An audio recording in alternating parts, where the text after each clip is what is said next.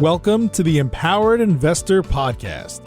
Have you ever felt overwhelmed by the sheer volume of choices and voices telling you how to plan or invest for your future?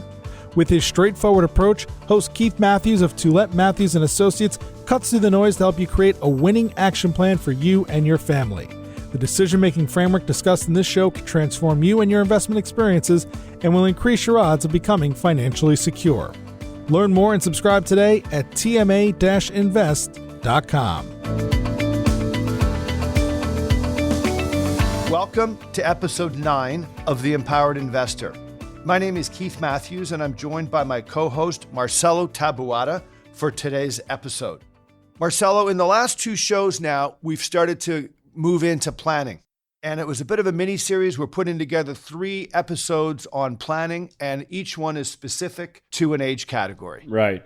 So why did we put this little mini-series together?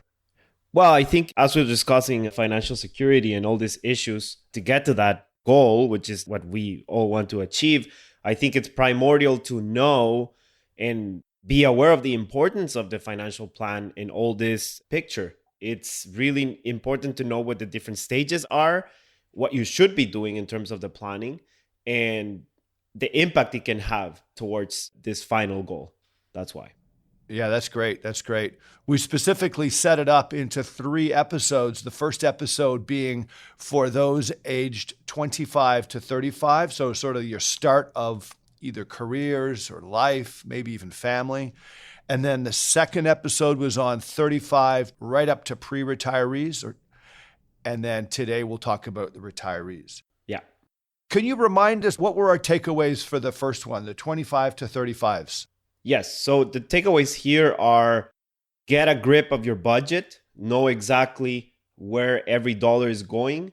Again, I mentioned in the episode that some people want to have a very detailed view, other people more a macro view of big picture. But either way, you got to know where your money's going. And the second takeaway is you got to set up a savings plan and commit and stick to it and be disciplined, because this is a very important time where you take advantage of compounding and all these things we talked in the episode. So that would be it. Yeah, we call that one setting the foundation. Yeah. Now, what about 35s to pre-retirees? What were the takeaways there, Keith? We called that session the power play. We called it the power play because it was what we think is a critical time for individuals in their careers, in everything that they're trying to juggle. So they're trying to juggle family, evolving careers, buying houses, developing different projects. There's a lot of moving parts in this age category. It's also the highest income earning year. So it's really the time to put the most amount of energy into understanding, are you on track and moving forward? So we determined that 2 great takeaways for that age category were making sure that you understand your lifestyle spend and live within a certain zone. Because if you can't figure that out, then it's going to drag on forever, and then you're going to succumb to potentially lifestyle creep. And then finally, from a savings perspective, really aiming as best as possible to hit that 15 to 20% savings rate on your gross income. Right. We're obviously very mindful of the fact that we are in a recession right now. And so for some listeners, times are more difficult. There's a lot more uncertainty. Some may have lost jobs. However, for a certain portion, what's interesting right now is saving rates are going up. There's less to spend money on. Absolutely. You know, it's important to take advantage of that. But the takeaway was it's hectic, it's busy, and it's time to bring your power game. Yeah. So Marcelo, those are the first 2 shows. Today's going to be the 3rd show of this mini series. We're going to focus on planning for retirees, 60, 65, and beyond. Yeah. Okay, so why is this such an important topic for retirees? Oh, I think it's huge because if you have got the other 2 stages right, this is like a transition zone where you go from your earning years and your power play years to where you start collecting the fruits of your labor, where you have your resources and you want to know how long they're going to last. And it's the time where you start using these resources. So it's extremely important in this stage to know exactly where you're going. Also, if you think about it as an analogy in terms of sports, this is the later innings of a baseball game. So if you want to get the most out of the resources you have, this is the stage where you should know kind of where you're going, which is extremely important. You're making it sort of sound like we're at the end of a game and nobody wants to think of themselves as being in the end of the game. So, on that, I thought it would be very interesting to bring up the fact that we've looked into lots of research in terms of happiness factor. They've sort of studied all age categories in all different regions, by the way. So we're going to focus on Western countries, so North America and Europe. What did that study show for the happiness factor? Well, they found two really interesting things. In Western countries, the highest levels of happiness were people in their 20s. And then from age 35 to 60, it was the lowest levels of happiness. So 20s, a lot of happiness. 35 to 60, not so much happiness. And then at the end of the age group, so 65 and up, it's in the highest top 80% of happiness. So people are the most happy at this stage of life.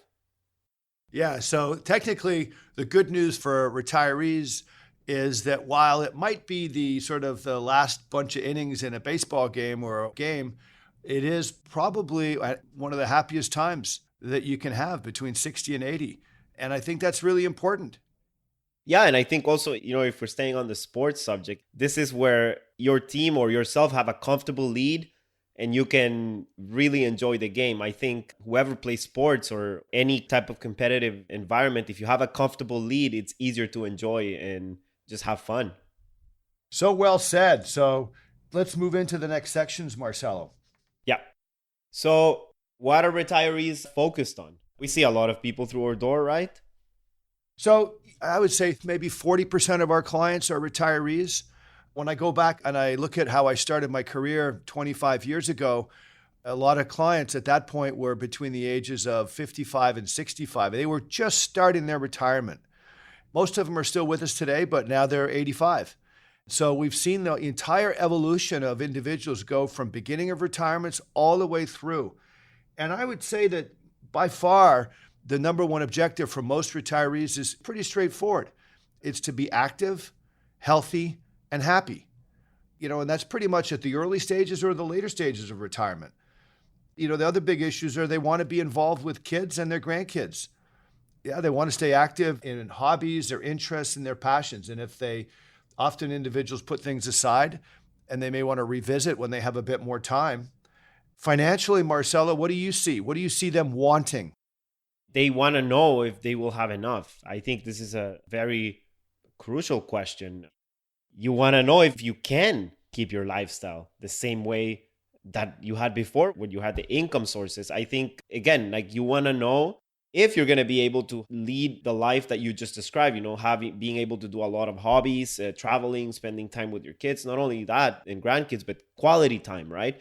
And I think also it's a universal truth that everybody wants to keep a certain level of dignity when they retire. And this is why money is so important. I think knowing that you have enough relieves a lot of stress when you're getting into this stage. Yeah, absolutely. I think on the financial comfort side, there's definitely something that every retiree is going to want to ensure. And then, back to the sort of the lifestyle objectives. People have various different lifestyles and they have different objectives. Some are large goals, some are small goals. I remember a brand new client coming on board and she was a physician. And her number one objective, Marcel, you're not going to believe this, but her number one objective was to learn how to use a chainsaw. Wow. She was very passionate about it. She had bought in a farm, she had wooded areas, and she wanted to really understand how to use chainsaws and how to get good at it. So you see all these different objectives, and that's what this is. I love working with retirees because there's so much energy and passion around things they want to do. The sustainability part is where we come in because we want to really work with them to make sure that they have a sustainable financial future. Yeah, and some of the things you see a lot is it varies, right? In terms of what people want to do. For some people is really, going up north and reading and enjoying nature. For other people, it could be as exotic as getting into woodworking, which is so exciting. But definitely these things add a lot of meaning in somebody's retirement. And the ability to do these things depends on how much money you saved in the past. And that's why it's so important knowing how much you can spend going forward, right? And the idea of sustainability is key in this stage. Yeah. And one recommendation I would have for even pre-retirees is that don't wait until you're retired to start picking up your passions, interests, and hobbies. Oh, no. You got to start doing it, in your 40s and 50s. Start finding these interests, because if you have them, then you can develop and nurture them, and then you can really do a deep dive when you have more time with it. So Marcelo, with that, we'll start moving into sort of some of the nuts and bolts of planning for retirees, and we'll move into what we call the gears. And we've mentioned this in the previous 2 sessions. We have 6 gears. Do you want to just go over what the names are, the 6 gears, and then we'll go through the flow? Perfect. Yeah. So there's 6. It goes like this. We have retirement planning. We have debt management. We have an investment plan. We have risk management. We have tax planning, and we have estate planning. Remember in the last 2 episodes, we went back and forth depending on the age group we were covering. So let's just do the same exercise here for what it looks like in this age category. So retirement planning, Keith, what do you think the focus should be here for a person in this age group? Absolutely critical, imperative, and it's all about making sure you have a sustainable financial lifestyle. And that means a portfolio that can last from the day you retire till, I would say, 90 plus or minus. And it needs to be able to absorb bumps and unexpected expenses. So determining whether you have a sustainable portfolio, sustainable lifestyle is critical. Absolutely. What about debt management? I would say in the old days, 10, 15 years ago, you would say most retirees should not have debt at all. And I think that's still a mantra that can be followed and looked at. However, we're fully cognizant of the fact that some retirees may have debt, specifically in high real estate markets. So Vancouver and Toronto, you might find a little bit more debt in retirees. Ultimately, you shouldn't have it, but... Yeah, that's a big issue now across the country. What about investment planning? Critical. Obviously, your investment portfolio, for many retirees, that's probably one of the number one assets they have, that in their home. We'll talk about how a home fits into retirement planning later. But from an investment management perspective, your portfolio has to last 25 to 30 years. So you can't just call it preservation of capital and say, I need a portfolio to last 5 or 10 years. You need to make sure that there's growth in that portfolio. There's opportunities to grow without taking on any crazy or stupid risk. You need to make sure that the portfolio can last over time. Yeah, I think underlying that too, going back to the pitfalls and the investment mistakes. And I think what I've seen from the retirees that we've onboarded that didn't have an investment philosophy that's based on evidence and consistent, when they add this at this stage of their life, it reduces a lot of stress going into a retirement stage. This is the age where you want to simplify your life. You don't want to be involved in having to pick a few stocks to generate income or be stressed about having too much risk and not knowing what's happening in the portfolio. Yeah, that's a great point, Marcelo. Absolutely. It brings a tremendous amount of confidence. Thanks for adding that in. All right. What about risk management? So we talk about risk management. We're talking about insurance. Insurance is generally a need for those that might have dependents.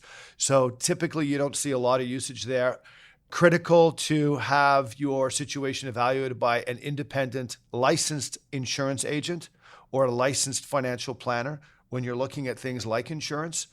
We sort of downplay that on the retiree market. However, if you're an entrepreneur and you have business assets, or if you have low adjusted cost base property that might be secondary property, cottages in the Muskokas, cottages that have huge value, there might be some needs for insurances. So talk to an insurance specialist. Absolutely.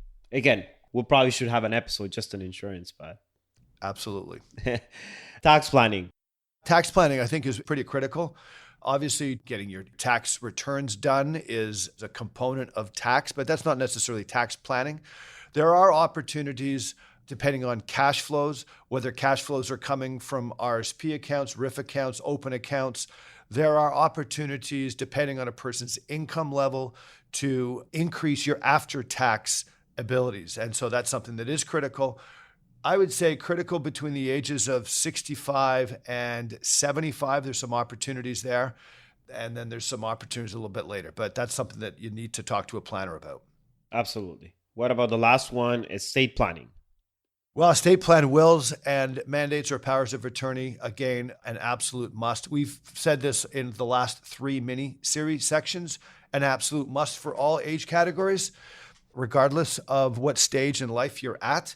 As soon as you start having assets, you need to have wills and planning put in place, but absolutely critical at this stage. And I would go as far as saying probably needs to be reviewed every 5 years, maybe even brand new ones executed every 10 years. Again, talk to a notary, talk to a lawyer, talk to a financial advisor. Make sure your wills are in place. Don't wait to the last moment. We do see on occasion individuals say, I'm always going to be there. I'm always, don't wait to the last moment. Put it in place. You never know. Yeah, it's crazy sometimes. Sometimes we onboard clients who are later in the stage or just entering into retirement or later on in the stages, and some of them don't even have a will. Like I've been surprised a few times. So definitely something you should be looking at this stage. You're talking about sustainability. We've mentioned it at the beginning of the episode as being the most important thing. You just reiterated that. What does that mean? What's a sustainable withdrawal rate? Okay, so now you've added the word withdrawal rate, which is perfect.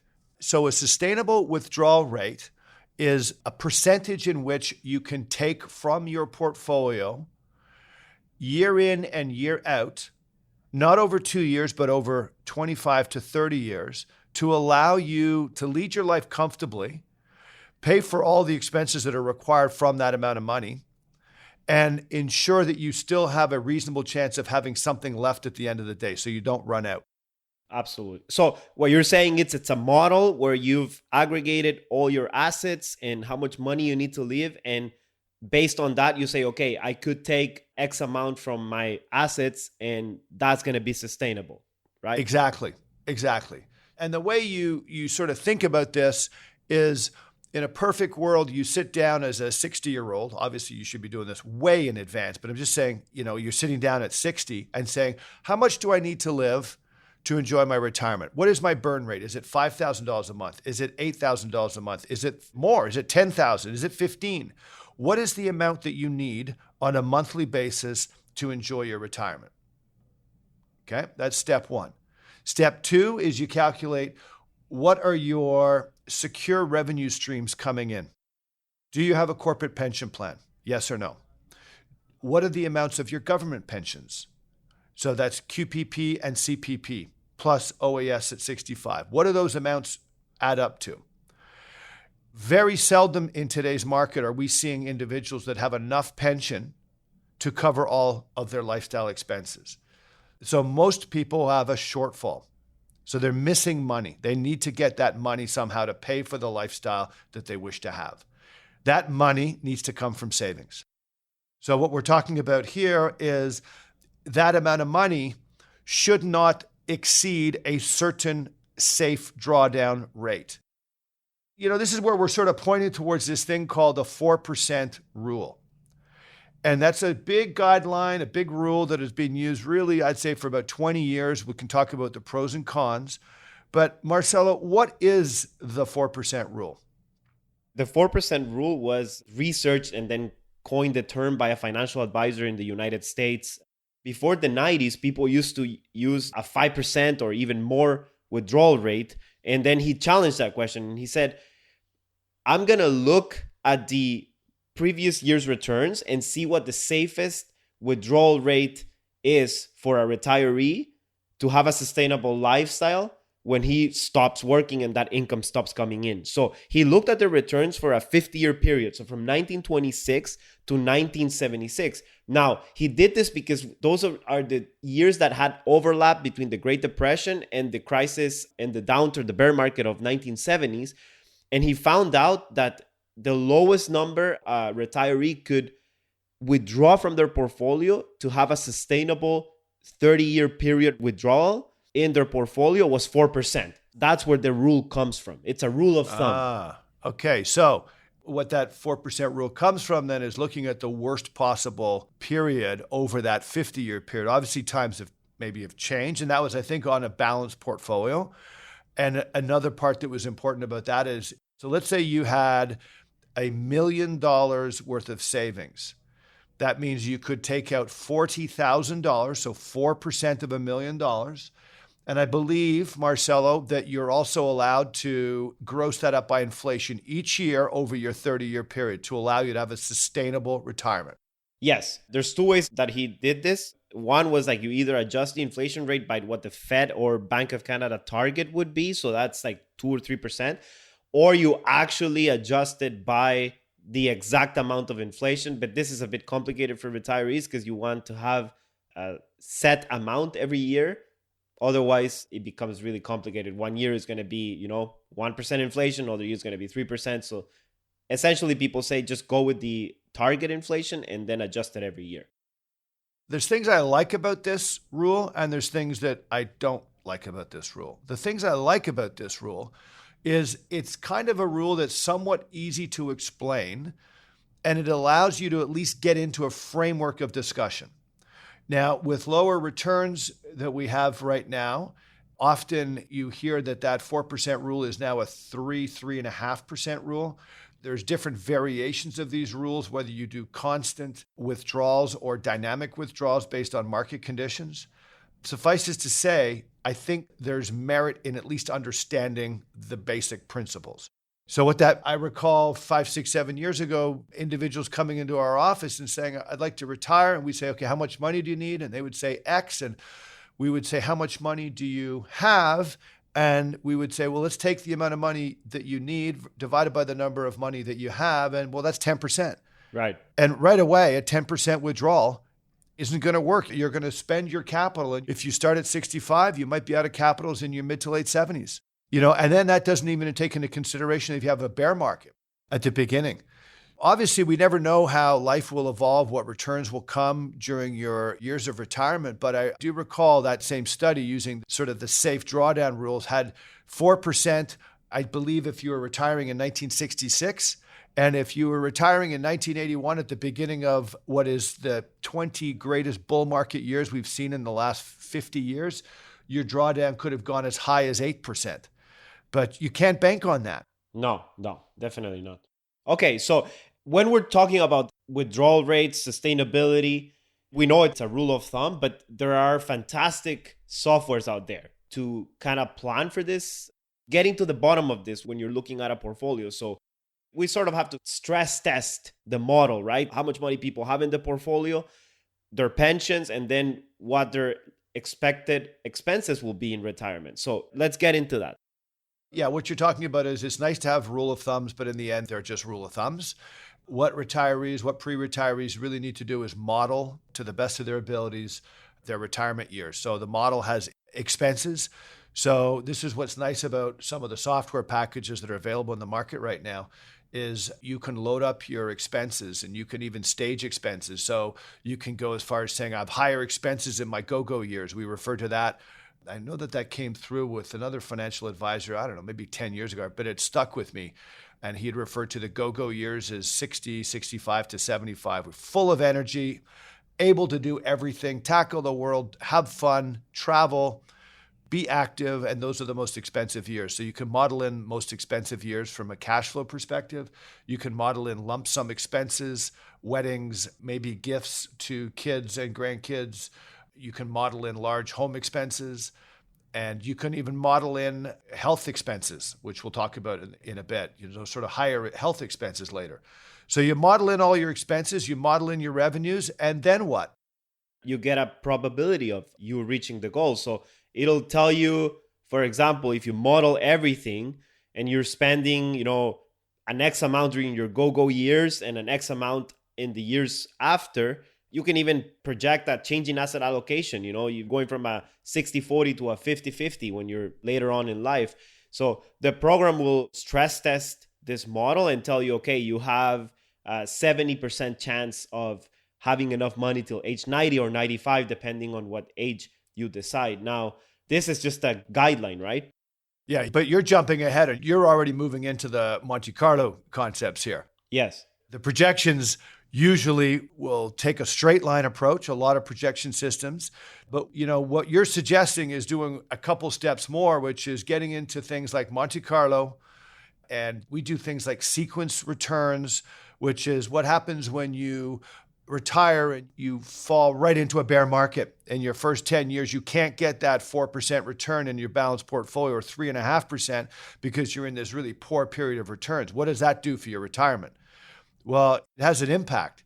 So I think what the message you're bringing is not only do you do a model with regards to where your cash flows are, your assets, your financial assets, your rates of return, but you should also stress test either through Monte Carlo or sequence of returns in order to show a retiree what they might be living with. What are the various different circumstances? Right. And you're absolutely right. There's two ways of measuring it. I jumped the gun a bit here, but I have a great analogy that we use with clients when it comes to describing these two different models. So let's say you have island A and island B. You know you need to build a bridge from island A to island B, and you know how many materials you have, how many hours a week you're going to work, and your level of, say, energy for you building this bridge. So in a perfect world, the linear model would represent you building this bridge with the resources you have with no random elements. So no current in the water, no storms, no hurricanes, no wind, all this type of things. And then you'll know, for example, okay, I'm going to make it in 8 to 10 days or 8 days, 9 days, whatever the answer may be. Now, the Monte Carlo, what it does is elevates this level of analysis and says, you know how much resources you have to build this bridge. Now let's include all the randomness. Let's include the currents, the hurricanes, the wind, the days that you're sick, that you work 5 hours instead of 8, the days that you feel amazing and you work 15 hours instead of 8. So now you're introducing a bit more randomness into the equation, and this will give you a probability number of you building this bridge. Say, if your goal is to build it in 10 days, the Monte Carlo will tell you, okay, based on this model of and how many resources you have an 80% probability of finishing in 10 days. So what you're saying is then if for whatever reason, instead of saying 9 days being the linear answer, you might end up with, you could finish it in 6 days, or you could finish it in 13 days. It all depends on what comes your way. Right. That is an absolutely brilliant example. When you first told it to me, I thought it was great. It just makes so much sense. When you tell that to clients, how do they respond to that? Do they get when you say, because I've heard a lot of people try to describe what a Monte Carlo analysis is, and it's hard to grasp sometimes when you give a technical, but when you give that kind of live example, how do they respond to that? Honestly, I'm probably going to get flack for this, but I think it's a horrible name for a financial planning term because a lot of people think of Monte Carlo as a gambling site. So that's the first, it gets a chuckle out of clients. And the second one is I used to use the bell curve and all the technical terms to describe it. And it's like people would just look at me with this face. And then I thought to myself, there must be a better way of explaining this. So I came up with the analogy because it's something that everybody can relate to and it's easy to understand.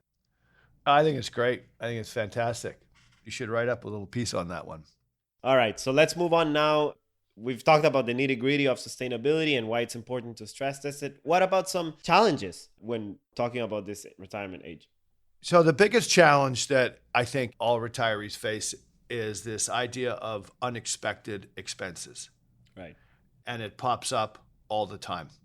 If you model and say, I need $80,000 a year, $60,000, whatever the number, 100, whatever the number is, we often see individuals come and say, geez, this happened to the house. I need an extra 20 here. There's just things that go on. I need to help my kids. And all of a sudden there's a withdrawal of $10,000 or $20,000 or more. And so I think the number one issue, and this is typically within the control of retirees. When I say control, I mean, they can think about this. The more they think about these unexpected, the more they should put them into their plans. These are the big ones. Just the massive unexpected expenses. What have you seen, Marcelo? What examples have you seen on unexpected expenses? Well, I've seen a few. I think I came across a really interesting one a few years ago. We had a client who's already retired and he had a problem in his foundation and that was going to cost a big amount of money to fix. It wasn't just a little crack. Then the other ones we've seen is the more emotional ones. Retirees trying to help their kids get a down payment for a house. Everybody knows what's going on with the housing market and how expensive it is for my generation. And also weddings or, my kid lost their job and, I'm going to give them $40,000 so they can get through. So these are a bit tougher and complicated because they're emotional ones. Rational, you may know that you can't afford to give them the money, but, they're there and they're unexpected. Yeah, absolutely. And I mean, we're always telling people we're all family members. We all have families. We all know how important families are, and you want to be there to help. But you need to make sure, if you're a retiree, that you don't overextend your help, because then you're putting yourself in a bind, potentially. Yes. The other one, Keith, is healthcare. You know how expensive that is after 80. You know, if you got to go to a private place or a place with 24/7 care, this can be very expensive. And of course, we're obviously, with the pandemic that we're living through, we're seeing horrible events occurring throughout Canada in older age homes. You know, I think this is a bit of a wild card in terms of how that's going to play out, what new regulations are going to come into play. I've already had 2 clients tell me, as part of their objectives now, that they will never move out of their house. And I've been doing this for 25 years. That was never an objective. So in the matter of a month, I've now got 2 clients saying in their meetings, I will never move into one of those homes. I mean, it's an easier statement to say. When people do hit older ages and there are health issues, often there aren't a lot of choices. But it is interesting. It is interesting to see how these developments will go on in the next little bit, in terms of the length of time people are wanting to stay in their homes and what kind of expenses they can afford and what kind of expenses they wish to pursue. Yeah, I couldn't agree more. So those are unexpected things with regards to maybe spending patterns. What other unexpected things can get in the way of a sustainable retirement? Well, we were talking before about Monte Carlos and all these things, and returns, lower expected returns can be a huge problem for retirees. You know, bonds are not what they used to be back in the 80s anymore. Then if you're retiring in a bear market or a huge downturn, these things are unexpected, right? So this could have a big impact in somebody's retirement. Tell me about it. Again, going back to my earlier days as a bond trader, so institutional bond trader and sales, talking to pension funds across the country and moving large blocks of bonds into their retirement major accounts. And back then you could get 9, and I remember even 10% in the early 90s, 92, 93, 94. And that was in a time when you had inflation at maybe 2 or 3%. So you had 700 basis points of real return. I'm looking at my screen right now. I see the U.S. Treasury paying 66 basis points, 10-year U.S. Treasury. Wow.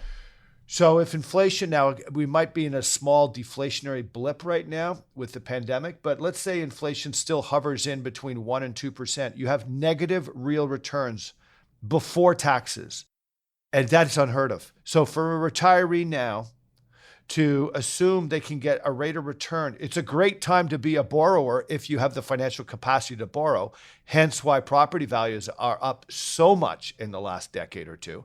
But it is a horrible time to be a bond investor and to get any kind of real return. And this is going to affect retirees. So you're right, low returns, but this has to be modeled into the projections, right?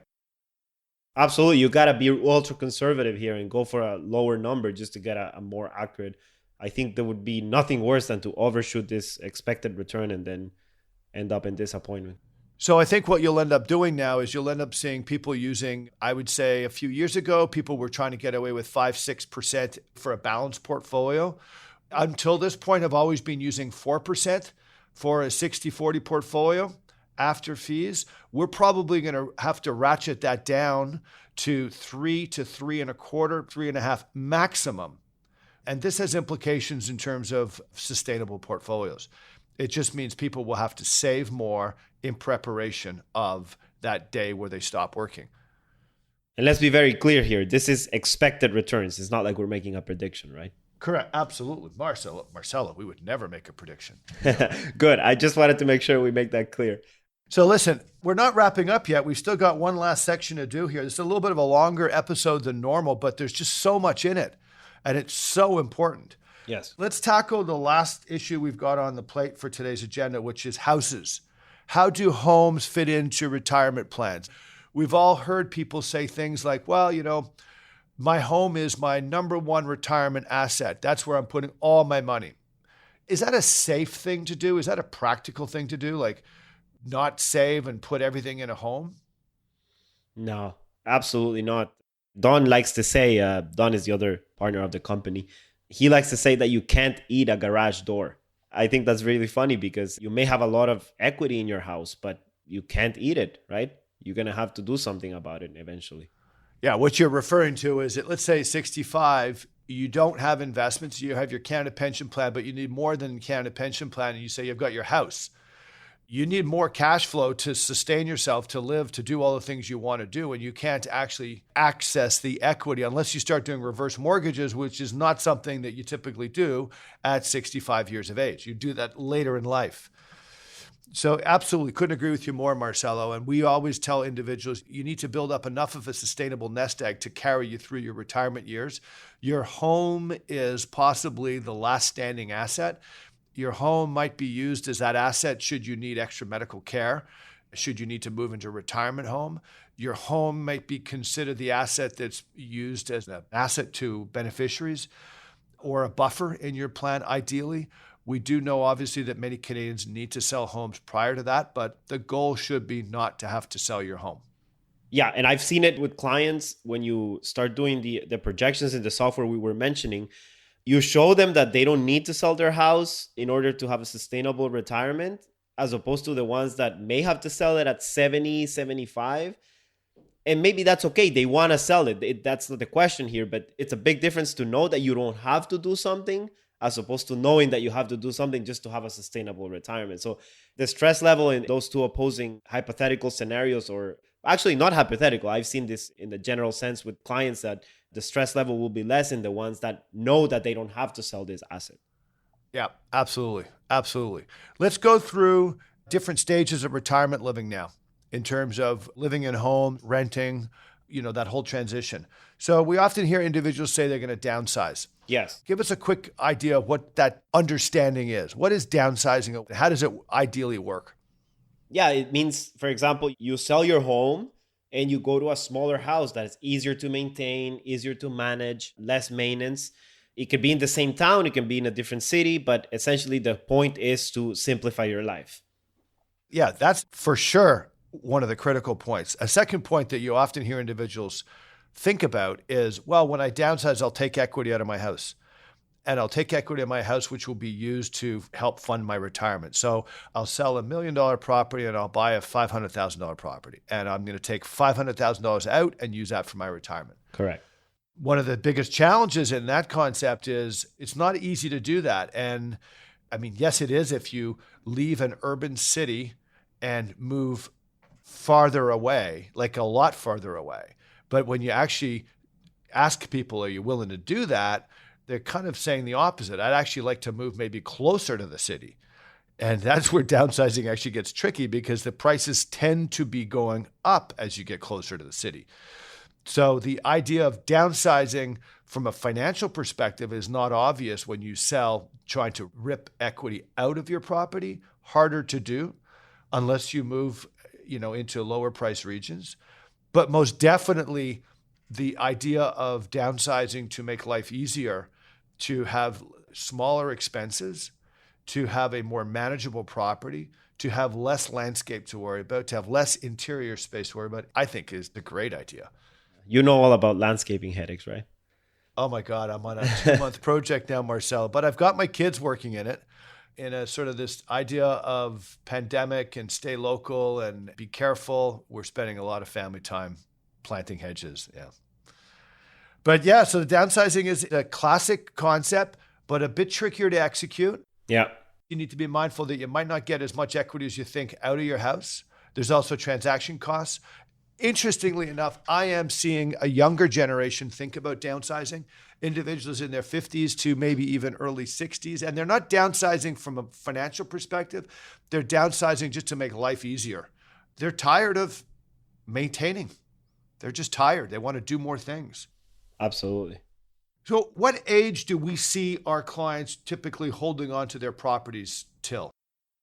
I think 70, 75 to 80 is a ballpark what we see. Obviously, there's cases that are outside of those age groups, but generally speaking, I think those are the ages where people say enough is enough, and they either think about renting or moving into a residence.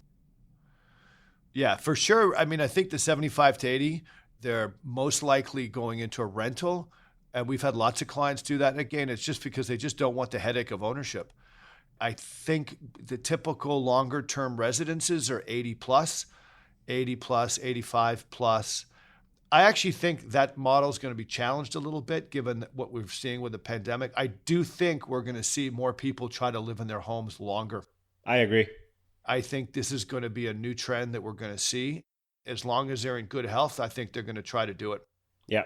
So that kind of wraps up the different stages from a home perspective. And so we've gone through the downsizing, when people own properties till renting, senior residence, I guess would be the last part. Any final comment that you might have there, Marcelo? No, I think you pretty much cover it all. The one thing I will say, though, is that when you're downsizing, a lot of what I see with our clients and some of the clients that we deal with is it really takes off a headache sometimes. You know, the fact that you're going from a house where you have to take care of the landscaping and all the maintenance to a turnkey situation where it's somebody else's headache and you just pay a rent, that could free up a lot of time and peace of mind when you're in your best years of retirement.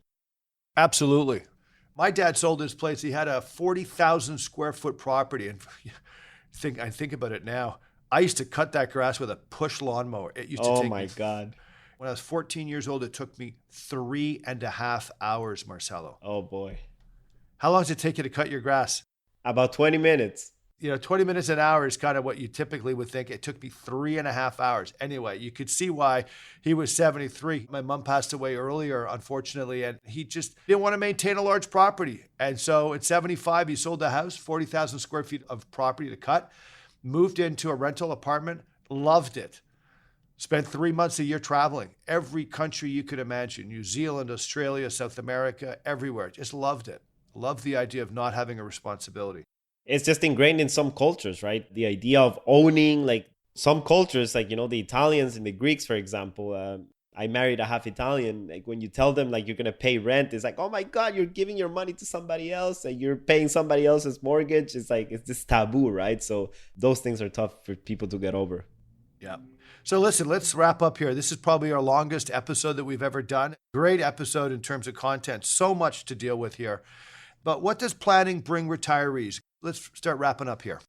Yeah, it brings control, direction. It's knowing where you're going, knowing that you're going to be able to afford retirement and have the life you always wanted, which is what you worked for. So I think it's an empowering process. It brings peace of mind. And again, we go back to your concept of a double positive. It's better results and more peace of mind. Okay, absolutely fantastic. What are the consequences of not doing sustainable forecast planning all the way through retirement? What are the issues? What happens? Well, it's simple. You can run out of money, which is an absolute disaster at this stage of life. Then reduce quality of life. I think we can agree that everybody wants to keep a certain level of dignity, especially at this age. Needing to rely on family. Nobody wants to be a burden to anybody. Then the stress of not knowing if you're on track, of not knowing if you'll have enough. I cannot think what that could do to a person. So that's a big risk. And then you could end up taking excessive risks, putting all your money in risky stocks because you don't have enough money, and, you can end up losing a lot more and then ending up in a worse place that you were. Well put. Well put. So listen, let's wrap up with a few takeaways here. What are your takeaways for the retirement section from a planning perspective? We've said a lot in this episode, but I think the biggest takeaway is know where you're going, and that's going to add peace of mind. I think just get that projection going, know what your sustainable withdrawal rate is, and then enjoy life. That's it for me. Yeah. And in fact, we're calling this section chilling out. And so my biggest takeaway, and I've told this to a lot of our existing clients who have done an incredible job saving money for their retirement, do everything you want to do. Now's the time to start going through lists of activities you wish to do that you've always thought you wanted to do. Get it done. If you want to hit some travel spots, take care of it. And you got to make sure you start doing all these things so that you're active all the way through retirement. I think we can agree that we've done and exceeded our job expectations if we can tell somebody, go spend some money, right? Well, they have, yes. Well, technically, yeah, it's always fun to do that, but they have put themselves in an awesome position. Yes. It's so nice to see that when it does occur. Absolutely. So thank you, everybody, for tuning in to episode 9 of The Empowered Investor. Be well, stay healthy, and we'll see you in 2 weeks for our next episode. Goodbye, everybody. You've been listening to the Empowered Investor Podcast, hosted by Keith Matthews. Please visit tma-invest.com to subscribe to this podcast, learn more about how his firm helps Canadian investors, or to request a complimentary copy of The Empowered Investor. Investments and investing strategies should be evaluated based on your own objectives. Listeners of this podcast should use their best judgment and consult a financial expert prior to making any investment decisions based on the information found in this podcast.